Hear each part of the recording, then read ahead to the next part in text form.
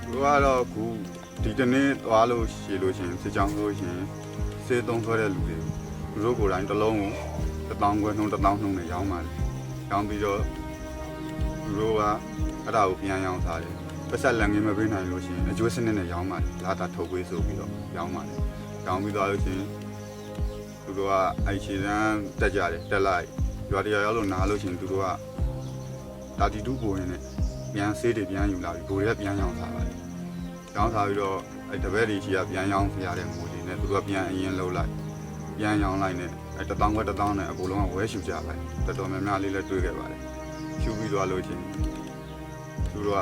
အရက်တောက်တဲ့လူကတော့နေတယ်ပေါ့နော်ဆေးရှူတဲ့လူကတော်တော်များပါတယ်သူတို့ကိုယ်တိုင်လည်းပြန်ရောင်းစားနေတဲ့သဘောပါ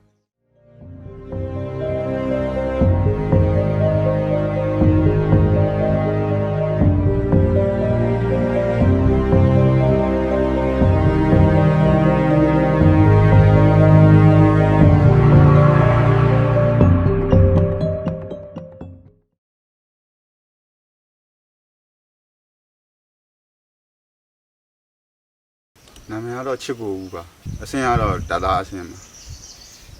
ဟိုအမှန်ကတော့ပါစ194 656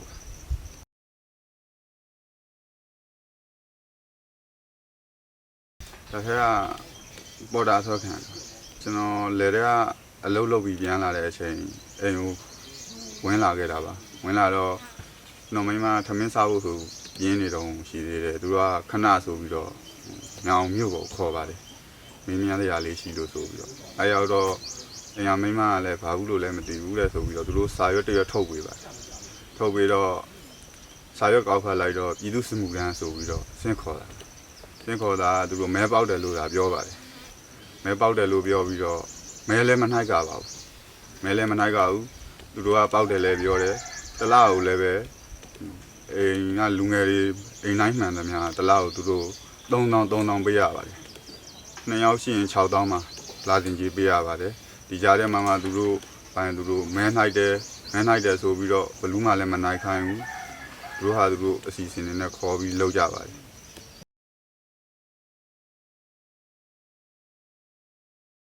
တသိန်းစုဆောင်ရင်းမှာ5-6ရက်နေပြီးတော့ရန်ကုန်လှဲကူးကိုသွားရပါတယ်လှဲကူးမှာတင်တန်းတက်ကပါတယ်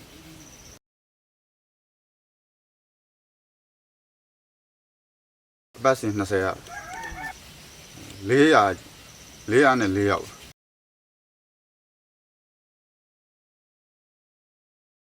တင်နန်းမဲမှာတော့သူတို့ပညာတွေကိုအကုန်သင်ပေးပါတယ်သင်ပေးရင် line နဲ့မလုပ်ချင်တဲ့လူကတော်တော်များပါတယ်ဒီဓာကြီးလည်းမလုပ်ချင်ဘူးမိသားစုတွေနဲ့လည်းသူတို့ကခွဲမနေချင်ဘူးနောက်တစ်ခုကအလုံးမတူပဲခေါ်တဲ့အတွက်ကပိုဆိုးပါတယ်အဲအကြောင်းဘယ်သူမှလည်းမလုပ်ကြပါဘူးအဲ့ဒါသူတို့သင်ပေးတဲ့အတိုင်းပဲသင်တယ်ဒီကြားထဲကအရင်နဲ့လည်းခံရပါတယ်ခံရပြီးတော့လည်းပဲသူတို့ခိုင်းတဲ့အတိုင်းလုပ်တယ်စိတ်မချင်သူတို့လည်းရိုက်ပါတယ်ရိုက်ပြီးသွားလို့ရှိရင်သူတို့ပြောတဲ့အချိန်မှစားခြင်းဆိုစားခြင်းတောက်ခြင်းဆိုတောက်ခြင်းအဲ့လောက်ပဲအချိန်ပေးပါ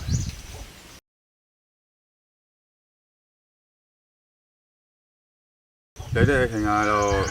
ဥပမာဆိုလို့ရှိရင်သင်တန်းမှာဆိုလို့ရှိရင်တချို့လူကပြေးကြပါတယ်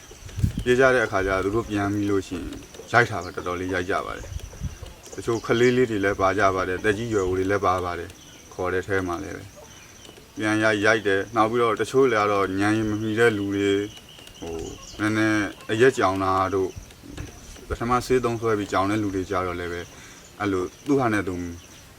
ကြောင်းနေတဲ့အချိန်ကျသူတို့ပြေးတဲ့ပညာကိုသိပြီးတော့နားမလဲကြဘူးနားမလဲတဲ့အခါကျသူတို့ကရိုက်ပါတယ်တအားကြီးရိုက်တယ်ထိတ်တွေရိုက်တယ်ရုပ်ကုန်းတွေရိုက်တယ်အဲ့လိုပေါင်တွေရိုက်ကြပါတယ်အဲ့တော့ဟိုကကြောင်းနေတဲ့လူဆိုတော့သူတို့ရိုက်လေပိုးဆိုးလေးဖြစ်နေ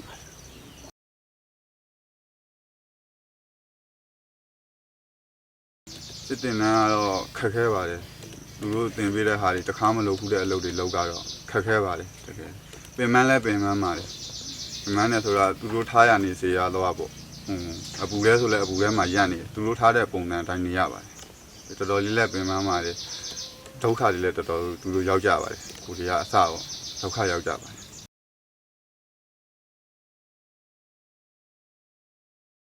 တင်နန်းတက်နေတဲ့အချိန်မှာထွက်ပြေးတာဆိုမှတ်မှတ်ရ ဆိုလို့ရှိရင်အယောက်20နီးပါးလောက်ရှိပါတယ်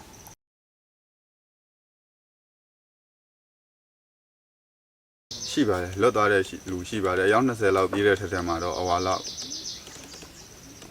4ယောက်5ယောက်လောက်ပြန်မိပါတယ်ကျန်တဲ့လူကြတော့လွတ်ပါတယ်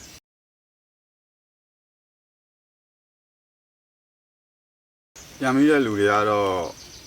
သူတို့မိရင်ဘာကြောင့်ထွက်ပြေးတာလဲရိုက်ကြနှက်ကြပါတယ်ကျိုးတွေတော့ရိုက်ကြနှက်ကြပြီးတော့ခုတင်တန်းသားအယောက်400လောက်ရှိလို့ရှိရင်အဲ့400လုံးကတယောက်ကို2ချက်နှုံးမြင့်2ချက်နှုံးနဲ့ပြန်ရိုက်ခိုင်းပါတယ်ဂျာကြီးထားသူတို့အပေါ်ကိုချင်းစာနာစိတ်နဲ့ပြန်ရိုက်လို့ဖြည်းဖြည်းရိုက်လို့ရှိရင်သူတို့တင်တန်းဆရာတွေကလာပြီးတော့အဲ့လိုမရိုက်ကဖတ်လို့ရိုက်ကတယ်ဆိုပြီးကိုယ့်ကိုပြန်ပြီးအရိုက်ခံရပဲကိုပြန်အရိုက်ခံပြီးမှသူ့ကိုတစ်ခါပြန်ရိုက်ကပါ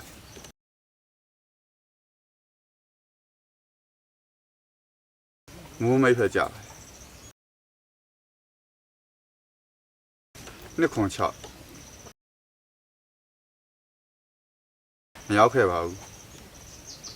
တထဲတော့မရောက်ခဲ့ဘူးရန်ကုန်တင်တန်းကျောင်းကစာစင်ရင်မိထီလာကနေပြီးတော့မန္တလေးကိုတစ်ခေါက်ပြန်ဆင်းပါတယ်တစ်ခေါက်ပြန်ဆင်းပြီးမန္တလေးကနေပြီးတော့ဒီကိုတကောင်းကိုဒါတိုက်ပို့တာတကောင်းကနေမှဒီဘက်ကိုရောက်လာတယ်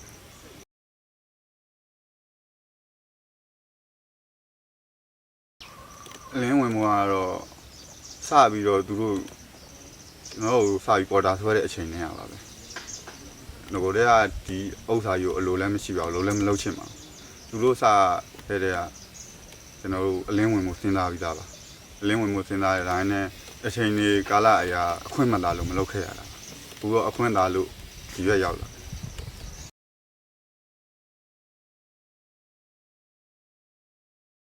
ဟုတ်အလင်းဝင်မှုကတော့ပထမတော့အခုလာတဲ့တငယ်ချင်းတွေနဲ့တိုင်ပင်ပါတယ်တိုင်ပင်လဲပြီးတော့ကိုကလည်းဒီဘက်နယ်တွေမကျွမ်းတော့ဘယ်လိုသွားမှန်းမသိတော့သူတို့နဲ့တိုင်ပင်တော့သူတို့ကလည်းမရောက်ဘူးဆိုပြီးတော့အဲ့တကောင်ကနေဒီဘက်စာထွက်ခဲ့ပါတယ်ထွက်ခဲ့ပြီးတော့1ရွာ2ရွာမြောက်တော့တခါတငယ်ချင်းတွေစုပြီးတိုင်ပင်ကြတော့ဒီနေ့တော့သွားကြပြေးကြမယ်တဲ့ဆိုတော့ပြေးကြမယ်လို့ပြောရင်းကနေလဲပြီးနောက်တစ်ခါထပ်ပြီးတော့အဲ့ဒီမဲ့ပြေးတော့နောက်တစ်ခါထပ်လဲပြီးစဉ်းစားတော့ဒါတရွာဖုံးချောင်းရောက်ပါပဲရောက်လဲရောက်အဲ့ရောက်တော့ပြေးမယ်လို့လို့တော့အခွင့်မလာခဲ့ပါမသားတော့မပြေးရတော့အဲ့သူတို့နောက်တစ်ခါရှေ့ဆိုတိုးလဲတိုးအဲ့ဖုံးချောင်းနဲ့ရှေ့တရွာကိုရောက်လဲရောက်တော့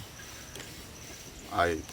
သူတို့နဲ့ရှေ့တရွာရောက်တော့တငယ်ချင်းတွေနဲ့ထပ်ဆုံပါတယ်ဆုံတော့ဒီတငယ်ချင်းတွေနဲ့နောက်ထပ်တက်စိတ်ကလာတဲ့တငယ်ချင်းတွေနဲ့ညှိလဲပြီးကျွန်တော်တို့အပတ်စဉ်20ဆင်းတဲ့လူတငယ်ချင်းအချင်းချင်းလဲတွေ့ပါတယ်ညာပိုင်းပြေးဖို့အစီအစဉ်မှာညာပိုင်းပြေးဖို့အစီအစဉ်ကိုအဲ့ဒါနဲ့တိုက်ပွဲလေးဖြစ်ပါတယ်ဖြစ်တော့သူတို့တငယ်ချင်းပြေးမဲ့တငယ်ချင်းတွေအဲ့ဘက်ကိုတော့3ယောက်လောက်ပါသွားပါတယ်ပါတော့ကျွန်တော်တို့ဒီမှာကြံခဲ့တဲ့3ယောက်ကအခွင့်အရာတော့နေကမိုင်းအခွင့်အရာတော့လက်နက်တွေပါတယ်ထားခဲ့ပြီးတော့အကုန်ထားခဲ့ပြီးတော့ကြံတော်လန်ပြေးခဲ့တာလာရလမ်းကြောင်းအတိုင်း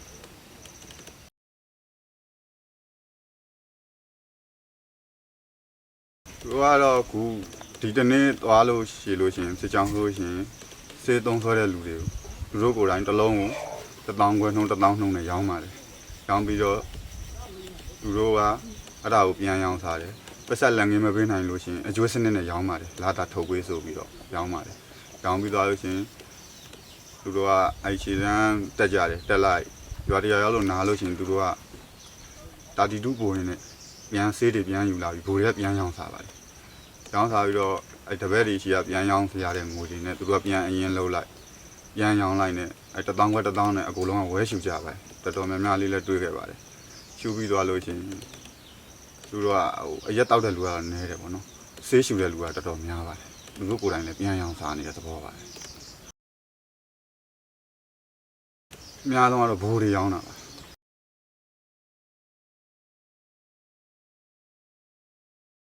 မှန်တော့သူတို့လိုချင်တဲ့ဘာဂျက်တစ်ခုကိုဆွဲခေါ်တဲ့သဘောပါပဲသူကသူတို့ဒီမူးရင်စေဝါကိုရောင်းတယ်ရောင်းရင်မသုံးတတ်တဲ့ကလေးလဲကြာတော့အပေါင်းအသင်းကြောင့်သုံးတတ်သွားပါတယ်သုံးတတ်တော့ဒီလောကမှာပျော်မှုတဲ့သဘောပျော်မှုတော့သူတို့လိုရကိုဆွဲလို့ရပါတယ်နောက်ပြီးတော့ဒီဥစ္စာဒီစေးကိုယ့်အမြင်မှာတော့ဒီစေးချတဲ့လူတော်တော်များများတော့စိတ်ကူးပြီးတော့သူတို့လိုရအတွင်းပြီးစိတ်ကူးပြီးပုံဖော်တဲ့သဘောပါလေအဲကြောင့်တော့ ဒီဥစ္စာအထိုက်တင်လောက်တော့တောင်းတောင်မလုတ်တင်ဘူးလို့တော့ထင်ပါတယ်မယောင်းတင်ဘူးပေါ့ငယ်တဲ့လူတွေကိုအာကြီးဒုက္ခဆိုကြပေးပါတယ်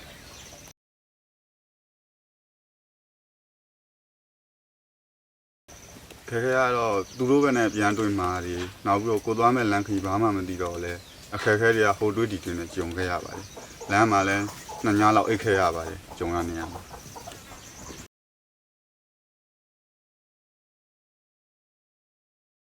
စိတ်ထဲတော့ဆက်ဆာဦးတော့ကြောက်ရွံ့စိတ်တော့ရှိပါတယ်တခါမှမကြုံဘူးတဲ့အခါကျကြောက်ရွံ့စိတ်တော့ရှိပါတယ်အဲနဲ့ကျွန်တော်တို့ဘာမှတော့မလုပ်ပါဘူးကောင်းကောင်းမွန်မွန်ပဲထားပါတယ်ကောင်းကောင်းမွန်မွန်ပဲကြွေးပါတယ်ကြွေးပြီးတော့အချိန်တိုင်းပြန်နှုတ်မယ်လို့လည်းပြောပါတယ်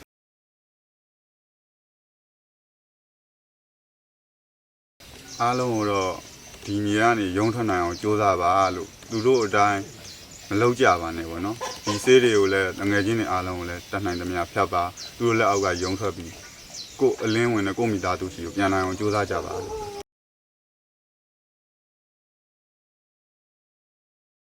ညာနေ